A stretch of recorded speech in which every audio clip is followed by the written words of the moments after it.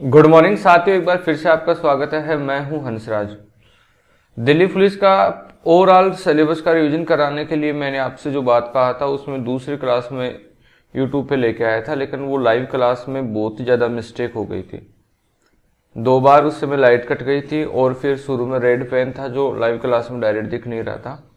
तो मैंने जब उसको देखा तो मुझे काफ़ी डिस्टर्बेंस उसमें नज़र आया, तो मैंने उस क्लास को डिलीट कर दिया और अभी दूसरी रिकॉर्डेड क्लास डाल रहा हूँ ताकि अपना जो डेली का रूटीन है वो बना रही है और ये वाली क्लास भी आपको समय पर उपलब्ध हो जाए। नहीं तो एक दिन आगे बढ़ जाता, जो कि मैं चाहता नहीं, क्योंकि अधिकांश बच्चों की 14, 15, 17 तारीख के आसपास एग्जामें हैं, तो उनके साथ नुकसान न हो।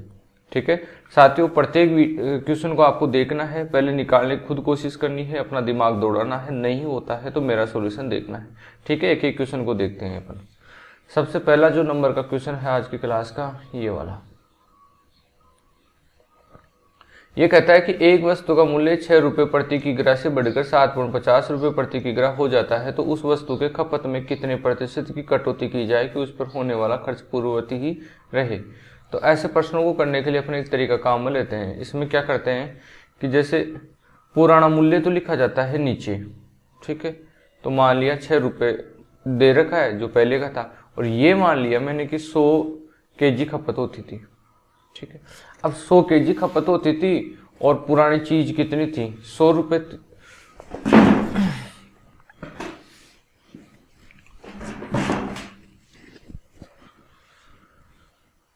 खपत 100 केजी होती थी, पुराना भाव क्या था, 6 रुपये। अब क्या बोल रहे हैं कि भाव तो बढ़ गया भाई साहब, कितना हो गया, 7.5 हो गया, 7.5 भाव हो गया, तो खपत में कितनी कटौती की जाए। तो मैं मान लिया कि अब केजी खपत रखी जाए, प्रतिशत के लिए गुणा 100 और बराबर में भी आता है 100%। इस प्रश्न को करने के और भी तरीके हैं, लेकिन मेरे ख्याल से ये तरीका सबसे ज़्यादा अच्छा तरीका है, क्योंकि इस तरीके से जब आप क्वेश्चन को सोल्व करोगे ना, तो आपके हर एक प्रश्न तो हो जाएंगे और बहुत ही ईजिली तरीके से समझ में आ जाएंगे। मैंने इसी तरीके से आपको क्लासरूम बताया था, और भी बताए थे 2 तरीके, लेकिन वो तरीका भी आपको सीखने हैं। अगर आए हुए हैं तो ठीक है, नहीं तो इसके हिसाब से करो। इसमें क्या होता है, ये पुराना बजट तो नीचे आ जाता है, नया बजट ऊपर हो जाता है, और पुराना बजट का नया बजट बराबरी है। क्यों है बराबर, क्योंकि इसने बोला है ये देखो खर्च पूर्ववर्ती रहे, तो इसलिए अब यहाँ वो कभी बोलेगा कि 10% बढ़ जाए तो इस साइड में ना ये वाली जगह यहाँ मैं 110 कर दूंगा, कभी कहेगा 20% बढ़ जाए तो यहाँ 80 कर दूंगा, चेंज यही होता जाएगा, और यहाँ जो चारों मात्राएं हैं उनमें चलता जाएगा काम। देखो दोबारा समझो, ये तो पुरानी खपत है, ये पुराने दाम है, तो ये पूरी लाइन क्या है, पुराना बजट है। ये नई खपत, ये के नई खपत है, ये 7.5 नया मूल्य है, तो ये 7.5 गुणा के नया बजट है। नया बजट को पुराने बजट पर निकालूंगा तो वो 100 का 100% ही आएगा, क्योंकि पूर्ववर्ती रखना है मुझे। अब यहाँ से अपने को के का मान निकालना, वही आंसर है। तो 100% से 100% कट गया, इसका पॉइंट हटाओगे तो नीचे 10 आ गया, 25 से काटोगे तो 3 बार, और 25 से काटोगे तो 4 बार, 3 से 6 को काट दिया तो 2 बार। अब के बराबर 4 गुणा 10 40, 40 2 से गुणा तो 80, तो के बराबर 80। तो पहले 100% खपत करता है, अब 80% खपत करता है। खपत में कितने प्रतिशत की कमी कर दिया, 20% की कमी कर दिया। ठीक है साथियों, अगले प्रश्न में आओ। जब कॉपी के मूल्य में 25% की वृद्धि हो जाती है, ध्यान रखना मूल्य में 25% की वृद्धि हो जाती है, तो गुप्ता जी अपनी खपत में इस प्रकार की कमी करते हैं कि उसका कॉपी पर खर्च पहले की तुलना में मात्र 20% ही बढ़ा। यदि पहले प्रति माह 25 केजी कॉपी खपत होती थी, तो अब प्रति माह खपत कितनी है। तो ये सिंपल बात है, वही प्रश्न वही तरीका लगाना है। पहले वाला भाव मान लिया 100, और पहले वाले खपत अब की बार दे रखी है कितनी, 25, तो 25 लिख दिया। नया भाव कितना हो गया, 25% की वृद्धि होगी मूल्य में, तो नया भाव हो गया 125। नई खपत मुझे चाहिए तो मैंने के मान लिया, प्रतिशत के लिए गुणा 100। अब ओवरऑल इफेक्ट क्या बोल रहा है, वो उसके बराबर में आ जाएगा। और ओवरऑल इफेक्ट बोल रहा है कि खर्च पहले की तुलना में 20% बढ़ा, तो क्या ये नया वाला बजट जो ऊपर लिख रखा है, ये नया वाला बजट क्या इस पुराने वाले बजट का 120% है क्या, तो मैंने 120% कर दिया। सेम वही टाइप है, ठीक है, के का मान करना आना ही अपना आंसर रहेगा यहाँ पे। तो ये प्रतिशत के चिन्ह से प्रतिशत का चिन्ह गया, 1 0 से 1 0 चला गया, और 1 0 से ये 0 और चला गया। 25 से इसको काटा तो 5 बार, 5 से इसको काटा तो 2, तो k बराबर 12 गुणा 2 मतलब 24 kg। 24 kg अपना चौथा ऑप्शन है करेक्ट। अगले में आओ। अगला भी इसी टाइप का प्रश्न लिया है। 2022 के पेपर में ज़्यादा ऐसे प्रश्न पूछे गए हैं तो मैंने ऐसे प्रश्न दिए हैं। जब चावल के मूल्य में 32% की वृद्धि हो जाती है तो एक परिवार अपनी खपत में इस प्रकार कमी करता है, ठीक है, कि उसका खर्च पहले की तुलना में मात्र 10% बढ़ा हो। देख लो उधर 110% करना पड़ेगा। यदि पहले प्रति माह 30 kg चावल खपत होती थी तो अब प्रति माह खपत कितनी है, तो वही लाइन बनाएंगे अपन। तो चावल का मूल्य पहले वाला कितना है 100, नया कितना है 132, पुरानी खपत कितनी है 30, नई खपत कितनी है के, वही तो पता करनी है। और प्रतिशत के लिए गुणा 100। और इफेक्ट क्या लाना है, इफेक्ट ये लाना है कि 10% ही बढ़ाओ, खर्च पहले की तुलना में 10% ही बढ़ा हो, तो बराबर में 110%। बस करो सोल्व। तो प्रतिशत से प्रतिशत कट गया, 100 से 100 कट गया, और जब अपन इसको देखेंगे 11 से काटेंगे तो 10 हो गया, 11 से काटेंगे तो 1 और 2 12 हो गया, और फिर 1 और 2 12 हो ही गया, और ये 10 हो ही गया। बस कोई ना, ये देखो 2 से काटेंगे तो 5, 2 से काटेंगे तो 6, 6 से 30 को काटेंगे तो 5, तो k बराबर 5 गुणा 5 25 kg हो गया। मैं कैलकुलेशन को ज़्यादा इसलिए नहीं बता रहा हूँ क्योंकि जिसको सीखना था ना ये कैलकुलेशन वगैरह वो सीख चुका, ठीक है। तो दिवाली की छुट्टियों के बाद में अपन जब और क्लास से लेके लाएंगे तो उसमें बिल्कुल उस बच्चे की तरह बताएंगे जिसमें ऐसा लगे कि भाई इसको तो कुछ ही नहीं सीख रखा, इसको अपने को ही सिखाना है सारा, ठीक है। अभी लास्ट टाइम है तो मैं उन चीज़ों पे ज़्यादा फोकस नहीं दे रहा हूँ, मैं उन चीज़ों पे फोकस दे रहा हूँ कि बच्चा पहले से पढ़ चुका है, मुझे उसको थोड़ा याद हो वापस दिलाना है बस। 4 नंबर में आओ। यदि किसी वस्तु के मूल्य में 8% की वृद्धि कर दी गई, बाद में नए मूल्य में पुनः 8% की कमी कर दी गई, यदि अब वस्तु का मूल्य 1 रुपया है तो आरंभिक मूल्य क्या था। आरंभिक मूल्य कुछ मान लो, ठीक है, कुछ भी मान लो, वो जैसे का जैसा मना हुआ है वैसा का वैसा ही जाएगा, मानने में तुम्हें ऐतराज नहीं होना चाहिए। मैंने मान लिया आरंभिक मूल्य अक्स है, यही क्वेश्चन पहले भी आता था, पहले ये आर प्रतिशत की जगह अक्स प्रतिशत हो क्या आता था, ठीक है। अभी R% करके आने लग गया, खूब बार पूछा जाता है ये प्रश्न, और काफी सिंपल होता है। देखो 100 में आप वृद्धि करते हो तो आप जैसे 10% की वृद्धि करो तो 110% करोगे, 20% की वृद्धि करोगे तो 120% करोगे, तो यहाँ R% की वृद्धि हो रही है, तो पहले R की वृद्धि हुई तो मैं करूंगा 100 + R, और प्रतिशत को उठाने के लिए भाग में 100, ठीक है। फिर R% की कमी हुई तो करूंगा 100 - R, और प्रतिशत को उठाने के लिए फिर भाग में 100, और अब अंतिम मूल्य क्या हो गया 1, ये भी अंतिम मूल्य और ये भी अंतिम मूल्य, ठीक है। अब इसका सॉल्यूशन अपना आंसर रहेगा। तो अक्स बराबर क्या होगा 100 × 100 तो ऊपर चला जाएगा, ये लो जी 10,000 तो ऊपर चला जाएगा, और यहाँ देखना 100 + R 100 - R, a + b a - b है, जो कि क्या होगा a² - b², यानी 100 का स्क्वायर, 100 का स्क्वायर कितना होता है 10,000, 4 0 लगा दो, और b² कौन है R, तो R का स्क्वायर ये, तो ऐसा ऑप्शन कौन सा अपना चौथा वाला करेक्ट रहेगा। रक्त जांच में लाल रक्त कोशिकाएं पहले 2 घंटे में 10% प्रति घंटे की दर से बढ़ती है, फिर अगले घंटे में 10% घटती है, और अगले घंटे में स्थिर रहती है, और फिर अगले 2 घंटे में 5% प्रति घंटे की दर से बढ़ती है। यदि मूलतः लाल रक्त कोशिकाएं 40,000 थी तो 6 घंटों के बाद लाल रक्त कोशिकाओं की अनुमानित संख्या ज्ञात करो। तो ये काफ़ी सिंपल प्रश्न तो नहीं कहूँगा मैं, लेकिन ऐसे प्रश्न पिछले ईयर के एग्जामों में पूछे गए हैं। तो कैसे करोगे इसको, ये क्वेश्चन पहले जनसंख्या वाले की तरह आता था, जनसंख्या वाला आता था, लेकिन वो बंद करके अब इस टाइप से उसने ढाला है अलग से। तो पहले से शुरुआती जनसंख्या अपने जो रक्त कोशिकाएं हैं वो तो 40,000 दे दिया।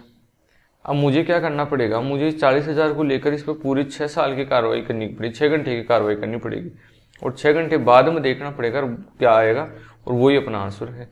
तो पहले 2 घंटे में तो क्या हुआ 10% की वृद्धि हो रही है, तो 110/100 गुणा 110/100, ये तो शुरू के 2 घंटे का काम हुआ जी। आगे क्या हुआ, फिर अगले घंटे में 10% की कटौती होगी तो यहाँ 90/100 हो गया, फिर आगे क्या हुआ, और अगले घंटे में इस तरी तो मैं कुछ भी नहीं करूंगा, ऐसा कैसा छोड़ दूंगा। फिर क्या हुआ, फिर हुआ इस तरह ही, और फिर अगले 2 घंटे में 5% प्रति घंटे की दर से बढ़ी, तो 105/100, और यहाँ पे वापस क्या आएगा 105/100। 2 घंटे की बात रह गई थी। अब देखना कैसे, 1 घंटा, 2 घंटा, 3 घंटा, 4 घंटा और 5 घंटा। 1 घंटा वो इस तरह रहती है, इस तरह रहती है, तो पूरे 6 घंटे का काम हो गया अपना। ठीक है, अब इसका सॉल्यूशन ही अपना आंसर है। अब इस सॉल्यूशन में इसने बोल रखा है अनुमानित, तो पॉइंट वगैरह में आएगा, तो उसके आसपास अपन देख लेंगे कि 4 ऑप्शन में कौन सा उसके आसपास मिल रहा है। ठीक है, देखो काटने का काम करो कुछ आप। ये देखो 4 जीरो है, 4 जीरो से मैंने ये 4 जीरो काट दिया। ठीक है, ये 100 है, 100 से मैंने ये 2 जीरो काट दिया। ये 4 है, इस 4 से मैंने 100 को काटा तो 25 हो गया। ठीक है, 25 हो गया। इस 25 में डबल 5 है, एक 5 इसको 21 कर दिया, और एक 5 इसको 21 कर दिया। अब 1 जीरो से 1 जीरो ये कट गया, 10 है, 10 नीचे ऐसे ही रहेगा। ऊपर कौन कौन है एक बार बता देता हूँ, 11 गुणा 11 कितना हो गया 121, 21 गुणा 21 कितना हो गया 441, और गुणा में कौन है 9। अब 441 को 9 से गुणा करा दो, जो आएगा उसको 121 से गुणा करा लो, और जो आएगा उसमें 10 का भाग दे दो। तो 441 को 9 से गुणा करो, 9, 36 का 4 से 3, 36 और 3 कितना हो गया 39, और 1 2 1 कराओ गुणा, 9 6 9 3। ठीक है, 2 से कराओ, 18 का 8 हासिल की 1, 12 13 का 3 हासिल की 1, 18 19 का 9 हासिल की 1, 6 1 7। वापस कराओ 1 से, 9 6 9 3, जोड़ दो भाई साहब, जोड़ के क्या आएगा वो यहाँ लिख रहा हूँ मैं, बोलो। 9, 14 का 4 हासिल की 1, और 10 और 19 और 22, 22 का 2 और फिर हासिल की 2, और 2 15 17 20, 20 का 0 और फिर हासिल की 2, और 11 और 17 18 का 8 और फिर हासिल की 1, और 3 और 4, 48,000 और बटाऊं 10 भी है, तो 48,024.9 है। 48,024.9 है, तो इनके निकटतम देखो कौन सा दिखेगा, ये वाला हो जाएगा, क्योंकि 0.9 को अपन एक पूरा मान लेंगे तो 48,025 हो जाएगा। ठीक है, अगला देखो, छात्रों के एक समूह में 70% छात्र अंग्रेजी, ठीक है, 65% छात्र हिंदी बोल सकते हैं, और यदि 27% छात्र दोनों में से कोई भी भाषा नहीं बोल सकते हैं, तो कितने प्रतिशत छात्र दोनों भाषाएं बोल सकते हैं। इन प्रश्नों को वेन आरेख के द्वारा भी देखा था, और एक दूसरे मेथड से भी देखा था। मैं आपको दूसरे मेथड से बता रहा हूँ। ठीक है, ज़्यादा मेथड से मैं आपको यहाँ पे नहीं बता रहा हूँ, अपने डिटेल क्लासेस होंगे ना, तो वहाँ पे अपन हर प्रकार से वैसे क्यों और वो सारा देखते हैं अपन। छात्रों के एक समूह में 70% इंग्लिश बोल सकते हैं। इंग्लिश कितने बोलेंगे 70% बोलेंगे। ठीक है जी, 65% क्या बोल सकते हैं, हिंदी बोल सकते हैं। हिंदी 65% बोल सकते हैं, ध्यान रखना ये बोल सकते हैं। आगे 27% दोनों में क्या करते हैं, 27% दोनों नहीं बोल सकते। ये नहीं बोल सकते हैं, तो इनको भी नहीं बोल सकते में बदलो। 70% बोल सकते हैं तो 30% नहीं बोल सकते। 65% बोल सकते हैं तो 35% नहीं बोल सकते। अब ये 27% क्या इस 30 में भी शामिल है और इस 35 में भी शामिल है। सही है ना बात। और अपने को पूछ रहा है कि बोल सकते हैं, तो पहले मैं नहीं बोल सकते वालों का परसेंटेज निकाल दूंगा, रह गए वो बोल सकने वालों का परसेंटेज होगा। तो अगर 27 इसमें शामिल है तो इसमें तो अकेला 3 ही बचा, और 27 इसमें शामिल है इसमें अकेला 8 ही बचा। तो 3 और 8 कितना हो गया 11। 11 को 27 में जोड़ दो, क्योंकि 27 तो जुड़ना था ही वैसे भी, एक्स्ट्रा वाले और जोड़ ली, तो 8 और 3 38% नहीं बोल सकते हैं। तो बोल कितने सकते हैं, 62% बोल सकते हैं। ये प्रश्न ऐसे होगा आपका। ये भी काफी शानदार क्वेश्चन है एक परीक्षा में, और ऐसा प्रश्न है ना एक बार ग्राम सेवक की एग्जाम में पूछा गया था 2018 में राजस्थान में। ठीक है, उसके बाद में किसी एग्जाम में मेरे को देखने को नहीं मिला। और काफ़ी बढ़िया प्रश्न है, इस टाइप का प्रश्न आते हैं। तो एक परीक्षा, इसमें 3 वेन आरेख बनते हैं, अकेले से काम नहीं चलेगा। एक परीक्षा में 53% छात्र गणित में, 61% छात्र भौतिकी में तथा 60% छात्र रासायनिक विज्ञान में पास हुए, 24% छात्र गणित व भौतिकी दोनों में पास हुए, 35% छात्र भौतिकी व रासायनिक विज्ञान दोनों में, 27% छात्र गणित व रासायनिक विज्ञान दोनों में तथा 5% किसी भी विषय में पास नहीं हुए। गणित व रासायनिक विज्ञान में पास किंतु भौतिकी में फेल विद्यार्थियों की प्रतिशतता का अनुपात भौतिकी व रासायनिक विज्ञान में पास किंतु गणित में फेल विद्यार्थियों की प्रतिशतता के साथ कितना है। तो ये प्रश्न है जी। करना कैसे है अभी बताता हूँ आपको। पहले तो इसमें 3 वेन आरेख बनाऊं मैं।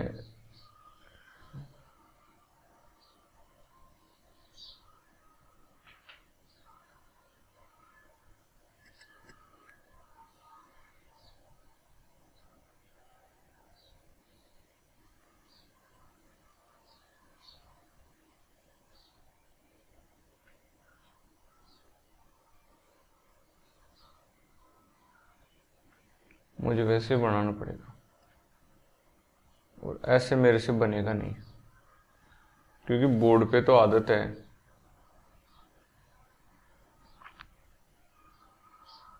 चलो तुम समझ जाओ ना। ये मैथमेटिक्स का ले लिया मैंने पहले वाला, ये मैथमेटिक्स का ले लिया, ये फिजिक्स का ले लिया, ये केमिस्ट्री का ले लिया। तो 53% छात्र गणित में, सारा परसेंटेज में ही लेकिन लगाऊंगा नहीं बार बार। 53% मैथ में, 61% भौतिकी में यानी फिजिक्स में और 60% रसायन में विज्ञान में पास हुए। और ये देखना, ये बोला है कि 5% किसी में पास नहीं हुए।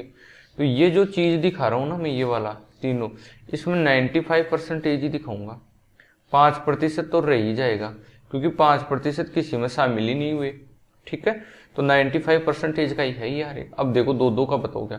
पहले इसमें मैं मानता हूँ कि सभी में पास होने वाले x परसेंटेज है, क्योंकि सभी में पास होने वाला अपने को नहीं दे रखा, एक एक सब्जेक्ट का दे रखा है, 2-2 सब्जेक्ट का दे रखा है, तीनों सब्जेक्ट वाला नहीं दे रखा। तो तीनों सब्जेक्ट वाला मैंने x मान लिया। अब क्या बोला है, अब पहली लाइन पाऊ यहाँ से, 24% छात्र गणित और भौतिकी दोनों में पास हुए। तो मैथ और फिजिक्स में 24 हुए, 24 में से x तो आ ही गया, बच गया कितना, 24 माइनस x बच गया।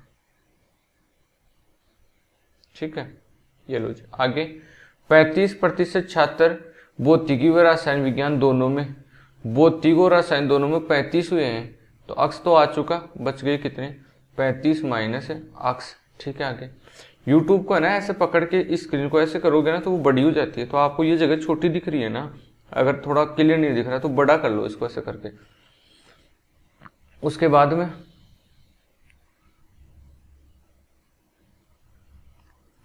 35% छात्र भौतिक व रसायन विज्ञान दोनों में। ठीक है जी। अब 27% छात्र गणित व रसायन विज्ञान दोनों में। तो गणित और रसायन दोनों में 27 थे, तो अक्स तो आ गए, बच गए कितने, 27 माइनस अक्स। ठीक, अब एक बात का जवाब दूं। इस मैथमेटिक्स में 53 थे, 53 में से 24 माइनस अक्स और 27 माइनस अक्स आ गए, बच गए कितने। तो देखो इस माइनस अक्स और प्लस अक्स जब जोड़ेंगे तो ये तो कट जाएगा। 24 और 27 को जोड़ो कितना होता है, तो ये होता है 51। अब 51 माइनस अक्स आ गए थे कितने, 53, रह गए कितने, 53 में से 51 माइनस अक्स को घटा दो तो 2 प्लस अक्स रह गए। अब चाहे जोड़ दो आप, देखो ये एक्स से एक्स कट गया, ये वाला इससे कट गया, और 27 2 29, 29 और 24 कितना हो गया, 53, वही 53 चाहिए था। यहाँ 61 पूरे करने, 61 पूरे करने, तो देखो कितने आ गए, ये एक्स से एक्स कट गया, 35 माइनस एक्स प्लस 24 आ गए। तो 24 और 35 कितना होता है, 9 और 5 59 माइनस एक्स है, 59 माइनस एक्स आ गए किस में से, 61 में से। तो 61 में से 59 माइनस एक्स को घटा दो तो 2 प्लस एक्स ही रह गए इसमें भी। अब वैसे ही चाहे जोड़ के देख लो, वापस 61 बनेगा। इसमें कितने आ गए, इसमें ये एक्स से एक्स कट गया, तो ये एक्स माइनस वाला एक्स रह गया, और 27 और 35 कितना हो गया, 27 और 35 होता है 62, 62 माइनस का अक्स आ गए और लेने कितने थे, अपने को लेने थे इसमें 60, तो ये घटाओ 60 घटाओगे तो माइनस का अक्स तो हो जाएगा प्लस का और माइनस का 2 हो जाएगा, प्लस का तो सही है, अक्स तो हो जाएगा प्लस का और 2 हो जाएगा किसका, माइनस का। इतने इसमें आ गए, चाहे आप करके देख लो आपके सही होंगे जितने बच्चे थे। तो ये प्रश्न काफी बड़ा प्रश्न है, ऐसे प्रश्न पूछेगा आपको पक्का, क्योंकि आपके पिछले वाले प्रश्नों में भी कोई रहमियत नहीं की गई है। तो देखो क्या करना है, जोड़ के देख लो एक बार आपको। ये अक्स देखो, इस अक्स कट गया ऊपर वाले, ये दोनों अक्स आपस में कट गए। अब 27 में से 2 गया तो कितना बच गया, 25, और 25 को जब 35 में जोड़ूंगा तो 60 हो गया ना। अब मेरे को बताओ, अगर मैं तीनों इन वेनारे को जोड़ता हूँ तो वो क्या 95 के बराबर है क्या, बिल्कुल है ना। तो बस यही तरीका अपनाऊंगा, तीनों को जोड़ के मैं 95 के बराबर करूंगा। अब आप एक बात समझना, ये वाला जो अक्स है, ये अभी मैंने येलो किया, ये वाला इससे कट गया ना। ये वाला अक्स है वो इससे कट गया जब जोड़ूंगा तब, क्योंकि माइनस प्लस है। और ये वाला अक्स है वो इससे कट गया ना जोड़ूंगा तब। तो अब क्या अक्सों में से सिर्फ एक ही अक्स बचा कि ये 2 प्लस अक्स वाला ये वाला, तो एक तो बचा अक्स, ठीक है। अब संख्याओं में देखो क्या बच रही है, यहां देखना 24, ठीक है, और 2 ये 26 और 2 ये 28, 28 में से 2 चला गया क्योंकि ये माइनस का था, तो 26 वापस हो गया, तो 26 तो 1 हो गया, 27 1 अपने पास है ही वो, और 35 1 है ही, जोड़ो सभी को। तो 12 18 का 8 हासिल की 1, और 5 7 1 8 88 बराबर 95। तो क्या अक्स बराबर 7 आ गया क्या, अक्स बराबर 7 आ गया ना। अब जरूरत पड़ेगी तो वहां 7 अप्लाई कर देना अक्स की जगह, यानी 3। अगर प्रश्न ऐसे पूछते ना कि तीनों सब्जेक्ट में पास होने वाले कितने प्रतिशत है, तो 7% होते हैं, क्योंकि तीनों वालों का अक्स ही था, यही था। अब अगला क्या पूछा इसने, गणित व रासायन विज्ञान में तो पास है किंतु भौतिकी में फेल। क्या ये वाली जो चीज है ना, यही है क्या, ये वाला ही। देखो मैथ और केमिस्ट्री में तो पास है और भौतिकी में फेल है ये बड़े बच्चे, तो क्या इस जगह 27 माइनस 7 क्या 20 आएगा क्या, तो ये तो हो गया 20, फिर फेल। विद्यार्थियों की प्रतिशतता का अनुपात, ठीक है निकाल लिया, कोई दिक्कत नहीं, प्रतिशतता में चेंज करते हैं। और अनुपात भौतिक व रासायन में पास, भौतिक और रासायन में पास, ये ला, और गणित में फेल। तो क्या ये यही है कि वो बच्चे 35 माइनस 135 माइनस अक्स की जगह 7, तो क्या 28 है। अब 4 से काटो, आप 4 से काटोगे तो ये 5 बार और ये 7 बार, तो 5/7 इनका अनुपात आएगा। तो 5/7 ये रहा, डी ऑप्शन ही रहा, बस ये करेक्ट रहेगा। अगले में आओ, एक छात्र को एक परीक्षा में 30% अंक प्राप्त हुए और 6 अंकों से असफल हो गया, ठीक है। ये परीक्षा थी, वो 30% ही तो लाया, और इसमें पास होने वाले से कितने डाउन रह गया, 6 अंक डाउन रह गया। आगे, तथा दूसरे छात्र को 40% अंक प्राप्त हुए और उत्तीर्णांक से 6 अंक अधिक चला गया। दूसरे को 40%, यहाँ तक 40% लाया और इस उत्तीर्णांक से कितना अंक अधिक गया, 6 अंक अधिक चला गया, ठीक है जी। आगे, ठीक है। अब क्या हुआ, तो अधिकतम अंक बताओ। मेरे को एक बात बताओ, ये 30 से जब 40% जाता है कितना परसेंटेज बढ़ता है, 10%। कितने अंक बढ़ते हैं, 6 और 6 12, तो 10% में 12 अंक है, तो 100% के लिए दोनों तरफ 10 से गुणा करा दो, तो 100% में 120 अंक है। 120 अपना दूसरा ऑप्शन है। अगले में आओ, एक परिवार में चावल, मछली तथा तेल का व्यय 12, 17 और 3 के अनुपात में यदि इन वस्तुओं के मूल्य में क्रम से 20%, 30%, 50% वृद्धि कर दी जाए तो इन वस्तुओं पर होने वाले व्यय में कुल कितने प्रतिशत की वृद्धि हो जाएगी। तो अगर वस्तुओं के मूल्य में वृद्धि होती है ना, तो उतना ही हमारे व्यय में वृद्धि हो जाती है। जैसे मान लो कि पहले आपको 100 रुपये केजी आम मिल रहे थे, अब वो आपको मिलेंगे 120 रुपये प्रति केजी, उसके मूल्य में 20% की वृद्धि होगी, तो आपका वे जो 100 था उसमें भी तो 20% की वृद्धि होगी ना। तो ऐसे करना है, आंसर परसेंटेज में पूछ रहा है, चीज़ों को मान लूंगा मैं, तो यहाँ मैं डबल जीरो लगा लेता हूँ सभी के साथ। तो मैं मानता हूँ कि पहले उसने चावल पे खर्चा किया था वो 1200 किया था, मछली पे जो खर्चा किया है वो कितना किया है, मछली पे खर्चा किया है उसने 1700, ठीक है 1700 ही, और तेल पे खर्चा किया है उसने 300। अब बोलो, अब पहले पर 20% बढ़ रहा है, तो 1200 का 20% बढ़ेगा तो क्या अब चावल के ऊपर 240 ज़्यादा खर्च होने लग जाएगा क्या? ठीक है जी। मछली जो कि 1700 की थी उस पे 30% बढ़ रहा है, तो 30/100, क्या 510 रुपया खर्चा इस पे होने लग जाएगा क्या? ठीक है जी। तेल जो कि कितना था, तेल जो कि 50%, पहले 300 था, 300 पर 50% बढ़ा दो, 50% बढ़ाओगे तो 50/100, तो क्या 150 रुपया तेल पर अब ज़्यादा होने लग जाएगा क्या? प्रतिशत वृद्धि देखनी है तो ये भी बढ़ गया, ये भी बढ़ गया, ये भी बढ़ गया, सारा बढ़ कितना गया?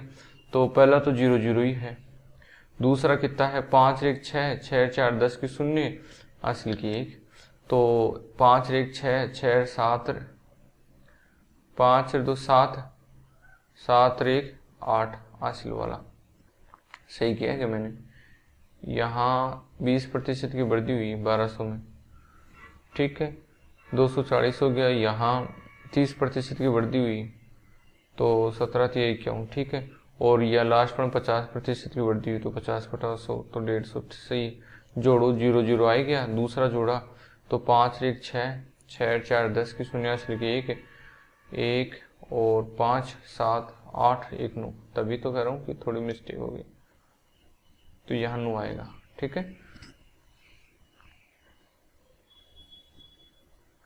ये लो जी, बटाओ बोलो, बटाओ में आएगा पुराना खर्च, पुराना खर्च है ये लो 1700 और 300, 2000, 1200, 3200, 3200 पुराना खर्च और प्रतिशत के लिए गुणा 100,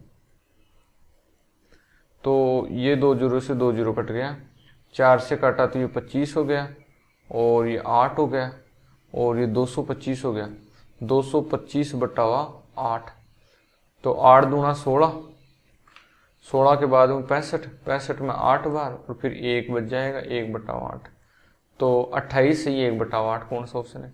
ये वाला सही है, ठीक है। अगले में आओ, निमेश जी अपनी आय का 20% बड़े बेटे को, निमेश जी की आय मान लेते हैं 100%, ठीक है, 20% बड़े बेटे को दे दिया तो 80% बच गया। फिर शेष आय का 30% छोटे बेटे को दे दिया, 80 का 30% दे दे तो क्या 24 दे देंगे? 24 छोटे बेटे को दे दिया, 24 अगर छोटे बेटे को दे दिया तो बच गया कितना? 56 बच गया, बिल्कुल। आगे, और शेष का 10% एक ट्रस्ट को दान कर देते हैं, 56 का 10% दान कर दिया तो क्या 56 का 90% बच गया क्या? ठीक है, ये भी बच गया और लास्ट में 25,200 भी बच गया, बच गया बराबर बच गया। तो आय क्या है? आय 100% निकाल देते हैं। ये से कट गया, 9 से काटा तो 9 दूना 18 और 7 2 9 अंटे 72, 28 से काटा तो ये 100 और 28 दूना 56, 2 2 से काटा तो ये 50, 5 ही था, 1 जीरो तो काट दिया था, तो 1% में 500 और 100% में 50,000, और 50,000 पहला ऑप्शन है। अगले में आ जाओ, एक चुनाव में 2 उम्मीदवारों ने भाग लिया, 20% लोगों ने मत नहीं दिया, 12.5% मत अवैध निकले और जीतने वाले को वैध मतों का 60% प्राप्त हुआ और 2800 मतों से विजयी हुआ। कुल मतों की संख्या ज्ञात करो। तो 100% सारे मतदाता थे, 20% डाले नहीं, 80% ने डाले, 12.5।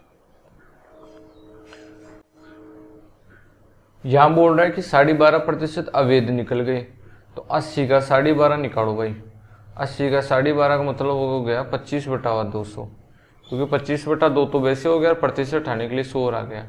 अब इसको भाग देंगे तो 8 बार, 8 का देंगे तो 10, तो ये लो जी 70% बच गए। अब एक जना तो क्या ले रहा है?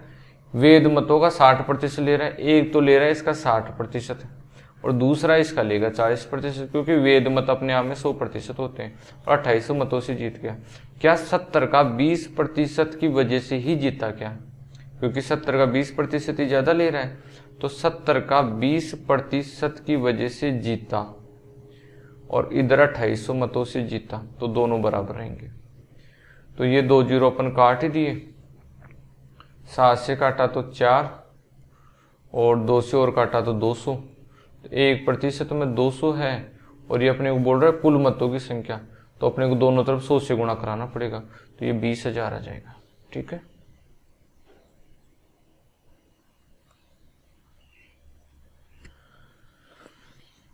एक सेल्समैन को कुल बिक्री का 12% कमीशन मिलता है और 5,000 रुपये ऊपर की बिक्री पर 1% बोनस भी मिलता है। अगर सेल्समैन की कुल बिक्री आमदनी 50 रुपये हो तो कुल बिक्री ज्ञात करो। तो मैं ये मान लेता हूँ कि सेल्समैन की कुल बिक्री है x रुपया, या ऐसे मान लो x प्लस 5,000 रुपया उसकी कुल बिक्री है। अब क्या है, इस 5,000 तक तो उसको 12% ही मिल रहा है, 5,000 तक तो उसको 12% ही मिल रहा है, लेकिन जो 5,000 से ऊपर की धन है ना x रुपया, उस पे उसको मिलता है 1% बोनस अधिक, यानी 13% मिलता है। ये भी सेल्समैन को मिलता है, ये भी मिलता है, दोनों मिलते हैं तो दोनों कितने के बराबर हो जाएंगे, 7750 के बराबर हो जाएंगे। 5,000 पे तो 12% मिलेगा, 5,000 से ऊपर बेचेगा ना तो उसको 13 मिलता है, तो अपने तो टोटल बेचता है x प्लस 5,000, तो 5,000 पे तो 12% निकाल लिया, जो 5,000 से ऊपर का धन है x उस पे 13 निकाल लिया। अब इसका सोल्यूशन कर दो, ये काट दिया, ये काट दिया, 12 पंजे 60 यानी 600, 600 जाके इधर घट जाएगा, तो x गुणा 13/100 और 600 जाके उधर घटेगा तो 7,150।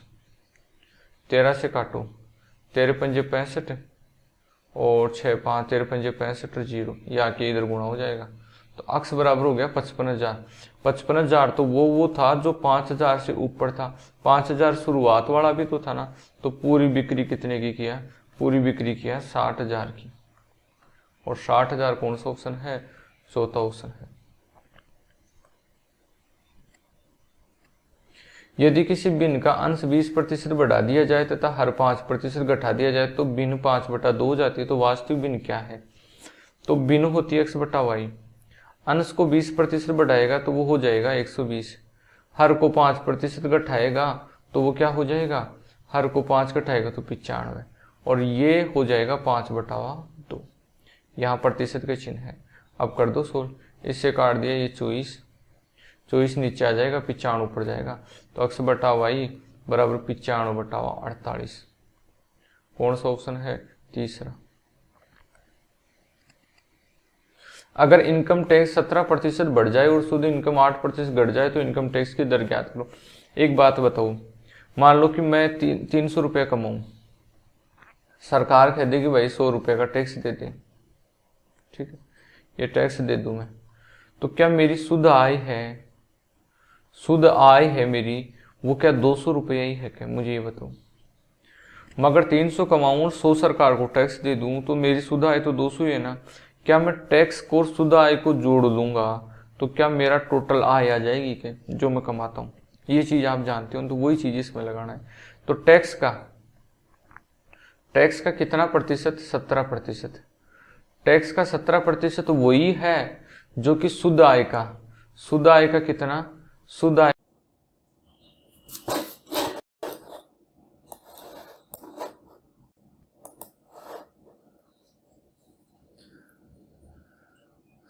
टैक्स का 17% वही है जो कि शुद्ध आय का 8% है। क्यों, क्योंकि इधर से इधर दोगे ना आप तो इधर से निकलेगा। टैक्स अगर मेरा 100 से ज्यादा होगा तो मेरी शुद्ध आय भी उससे कम हो जाएगी। तो टैक्स का 17% बढ़ना शुद्ध आय का 8% घटने के बराबर है।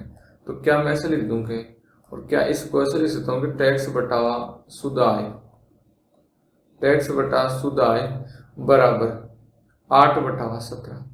अब एक बात का जवाब दो, अगर 8 रुपए का मैं टैक्स दूं, 17 रुपए घर ले जाऊं, तो क्या पूरा 25 कमाया हूं ना। अब क्या बोल रहा है, टैक्स की दर बताओ, लगा है टैक्स 8 किस पर, 25 पर पूरी आय पर, प्रतिशत के लिए गुणा 100, तो 32% का टैक्स लग गया है, दूसरा ऑप्शन। और ये लास्ट प्रश्न देखिए आज का, नीतीश अपनी आय का एक निश्चित भाग बचाता है ताकि वो 16 महीने में एक कार खरीद सके। अगर वो इसी कार को 14 महीने में खरीदना चाहता हो तो अपनी बचत कितने प्रतिशत बढ़ानी होगी। मैं मान लूं कि वो हर महीने 16 महीने में खरीदना चाहता है, फिर 14 आ गया।